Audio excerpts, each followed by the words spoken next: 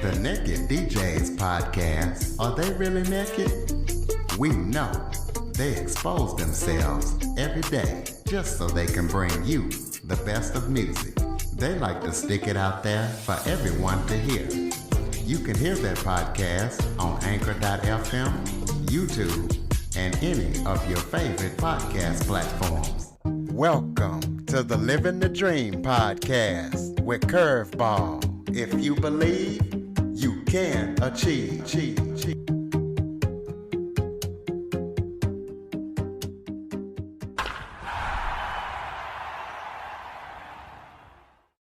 Welcome to the Living the Dream with Curveball podcast, a show where I interview guests that teach, motivate, and inspire. Today, I am joined by Carrington Smith. Carrington is an author, a single mom, an attorney, a business owner, and an executive search professional. Carrington was born with a silver spoon in her mouth, but despite that, she experienced insurmountable trauma. So we're going to be talking about her life and all that she's been through, as well as her book. Carrington, thank you so much for joining me today. You're welcome. Thank you for having me. Why don't you start off by giving everybody a little bit of background about yourself? Sure. Well, despite all the descriptive terms that you used, I would describe myself as just an ordinary girl. I like to believe that one of the reasons that my book is so powerful is because it really deals with a lot of universal truths that, are relevant to all of us. But my background begins way back, a couple generations back. My great-great-grandfather founded International Paper Company, which is the largest paper company in the world. And so my predecessors, they lived a storied life hanging out with the Vanderbilts and DuPonts and the Astors, and were really living that Great Gatsby life. However, when we get to my grandmother, she lived that life, but something happened in her generation where the bulk of the wealth did not pass on. And so what we ended up with my grandmother's, she was full of resentment at having been raised in this. I mean, it is like The Great Gatsby or any of the movies that you would see. We would watch black and white films of her childhood. And it was just, it's indescribable how amazing it was. So she went to this exclusive boarding school called Miss Porter's School. Then she went to finishing school in Switzerland and had her debut at the Ritz-Carlton in New York, married someone who was equally socially privileged. And again, I don't really understand what happened, but the bulk of the wealth didn't pass to him either. So my grandfather and grandmother, particularly my grandmother, were very, very spoiled children who grew up full of resentment, but also trying to cling to their high society past and insistent that we still, them and my parents, and even down to us, remain members of all these exclusive clubs, go to all the right schools, and held us to the standard that we were expected to live up to the lifestyle of her father, so my great-grandfather. So I was brought up in a family that was full of expectation, but didn't have the money to support it. And the money that they did have, they focused on my older brother and older sister to make sure they went to those same kinds of schools and had those same kinds of experiences. But being the third child, I was expected to live up to these expectations, but had none of the family or financial support. And a family that just was so full of resentment. So while I literally was born with a sterling silver monogram spoon from Tiffany and Company, and their silver cups, the life that people would think that I lived is not the life that I lived. My brother and sister lived some of that life. I didn't at all.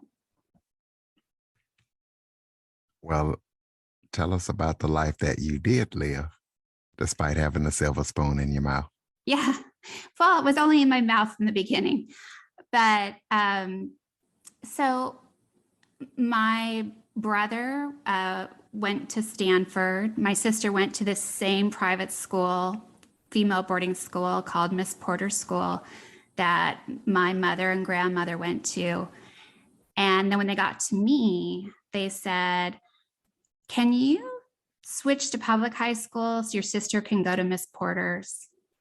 And can you go in state for college? Because we're going to pay for your brother to go to Stanford and your sister to go to University of Southern California. And so as the third child, I wasn't given the opportunities that they were. And what happened was when I went to Washington State University, in the fall of my sophomore year, I was raped. And I was told by a sorority sister and by my parents never to speak of it. So again, a family with no support, emotional support even. So I kept it a secret and I transferred to the University of Texas at Austin. And I never really dated. I lived out the message that the rapist had given me, that I was not worthy of being treated like a woman, that I was just worthy of being tossed aside and treated horribly. And so I repeated that message and became promiscuous, never had a normal relationship. And then when I got to law school, I met a guy, and I would say we were friends with benefits. But there was an emotional component to it. And suddenly all that trauma from the rape came bubbling up. And I lashed out at him, and feeling that I owed him an explanation for my behavior, I sat down at my computer one day and wrote the story of my rape. And that was the first time I'd ever written a story about my life. And it was so healing because, first of all, I was finally getting it out, but also by writing it, I didn't have the immediate filters or judgments that I had when I told my mother or I told my sorority sister. And when he received that story, he responded with compassion. And so that was the first moment, and that was 6 years later, that I was actually able to begin to deal with the trauma. Well, tell us how you came up with the name Carrington. What is that? Does that have a special meaning? It's a family name, actually. So I was born Carrington Anna Reed Smith. And so my acronym was CARS. Lots of names in my family. And for most of my life, I've gone by Carrie. But as part of my journey, which my life has been about living in the shadows and taking the crumbs that were given to me and hiding out, because everyone in my family was jostling to be a bigwig like my great grandfather. And so I was always sort of the person in the background, trying to avoid being stepped on or hurt, and never embraced that name, Carrington, which in my mind is such a powerful name. And so part of my journey is stepping up and owning my God-given name. And I think it is interesting that Carrington is about caring, and that is very much my persona. So it is neat in that way. Well, it definitely is a powerful name, Carrington. Thank you. Well, the guy, when you told him your story and told him what happened to you, and you said he responded with passion, compassion, Compassion. yeah, Yeah. compassion. How long did you guys last? Are you guys still together? You guys still friends, or how did that work out? Oh, yeah. Well, it's again that luckily because he was a friend, he acted as a friend would, and I was no way I wasn't prepared to have any kind of normal relationship at that point. I still had so much of that trauma to deal with. So we never even really dated. We just had that situationship, I'll call it, um, for probably about a year through law school. And then I actually there's some really entertaining stories in the book about how I've actually been married twice. The first person I married was, wait for it, a bar manager on Bourbon Street. So this guy, when he proposed to me, I thought, there's no way my father will ever bless this marriage. My father being a total snob, elitist, and I have to add, a lung doctor. And the guy that I married, his name's Bo, he was a smoker on top of everything else. So I thought there's no way. So I told him, good luck. And he met my father, and my father said to him, she's all yours now. And he came back triumphant and said, your dad did everything but hand over your birth certificate. So there's a lot in my book about my relationship with my father and my abandonment issues with him. But wow, didn't that put the icing on the cake? Anyway, Speaking of your book, let's go ahead and tell the listeners what they can expect when they read it and where they can purchase it, since you're already, kind of getting into it. Thank you. Yeah. So the book comes out November 16th on Amazon.com, and it'll be in all the formats from ebook to, hardback, paperback, audiobook. The title of the book is Blooming: Finding Gifts in the Shit of Life. And the way that I arrived at that title was, as we were going through COVID, I actually wrote this book, and I thought about, just people got really authentic and gritty during COVID, right? Saying this is a shitstorm of a lifetime. And really came to realize that I was approaching COVID as if it was an opportunity. And while I was hearing this, it really reminded me of a saying one of my friends said to me, which was, with adversity comes opportunity. So I had learned that through all the traumas and difficulties and failures and challenges of life, the shit, that there were gifts in all of this. And so I started to approach, so mindset is a muscle, I like to say. I had learned to start approaching these moments of terror or trauma or failure or difficulty with an eye towards the opportunity or the gift that was within it. And I'll give you an example. I was kind of talking about my father and some of the challenges, and there's a lot in the book about it, but I had someone say to me, what's your greatest strength? And I thought about it, and I said, well, intuition. That's my greatest strength. That is by far my greatest strength. And they're like, well, how do you think you got that gift? And I thought about it, and I realized my skills of intuition were honed through years of walking on eggshells around my father.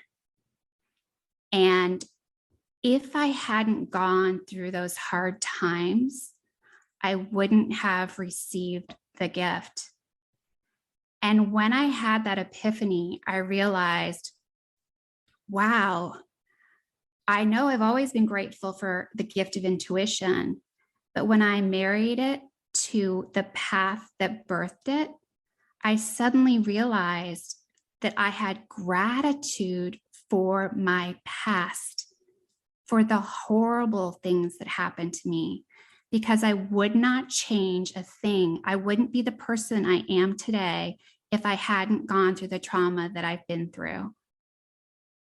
So for me, understanding that there were gifts in the trauma, not only did it, help me to reframe how I viewed these events in my life, but it also helped me to claim them and turn them into superpowers in my life. And that's what this book is about. I go through different events in life, and even the worst of them, even being raped, how those events can be reframed into realizing there's power in them. And then when you do that, they lose their grip on you. So it's really an empowering thing. Well, that's wonderful. Do you have any other projects? Or I know you got your book release coming up, but are there any other projects that you're working on that people need to know about? Well, the book is the main one right now. And then the other thing is just, my personal business. I think you mentioned at the beginning that I referenced law school. So I did practice law for 7 years. And then, as many of us have done, I had that moment where I was like, is this really what I want to do? Do I want to spend the rest of my life doing this? And rumbled with what was the right thing for me to do. But I was determined to use that law degree. And so I started a business as an executive search professional, focusing on placing lawyers primarily in companies. So like as the top lawyer in a company, but also as partners with some of the major law firms. And with that business, my success has all been about using my intuition. So. Well, what kind of attorney were you before you decided to make the transition? I was a trial lawyer, but in a very, very boring area. It will make you run. So I did litigation for big corporations to lower their property taxes. I know that makes you so excited. Hey, a lawyer is a lawyer. Yeah. Do you give out your contact information so people can get in touch with you and connect with you and check out that book? Any websites or social media links? Absolutely. So my author website is Carrington-Smith.com. And Carrington is Carrington. And then you can find me on Facebook, Instagram, etc. at Carrington ATX. Do you have any final thoughts to close it out about any comments about trauma, or maybe how you're doing today after everything that you've been through? Because I know you're also a single mom as well. Yeah. I guess I just want to give words of encouragement to people that while you're slogging through it, I want to acknowledge your pain, the trauma that you're experiencing. I think that's an important part of the process. As I like to say, you need to experience rage before you can experience forgiveness. And so likewise, for all the people who are suffering out there right now, I acknowledge your pain and trauma, but just to plant that seed of hope, just know that with these adversities come opportunities and gifts, and my life is living proof of that. Most definitely. Ladies and gentlemen, Carrington-Smith.com. Make sure you check out our book. Going to be coming out November 16th. It's going to be a good read. Also, please be sure to follow, rate, review, and share this episode, especially if you know somebody going through trauma similar to what Carrie has went through. And Android listeners, go to the Google Play Store and download the Living the Dream with Curveball podcast app. Carrington, thank you so much for joining me today. Thank you, Curtis. I appreciate it. For more information on the Living the Dream podcast, visit www.djcurveball.com. Until next time, stay focused on living the dream.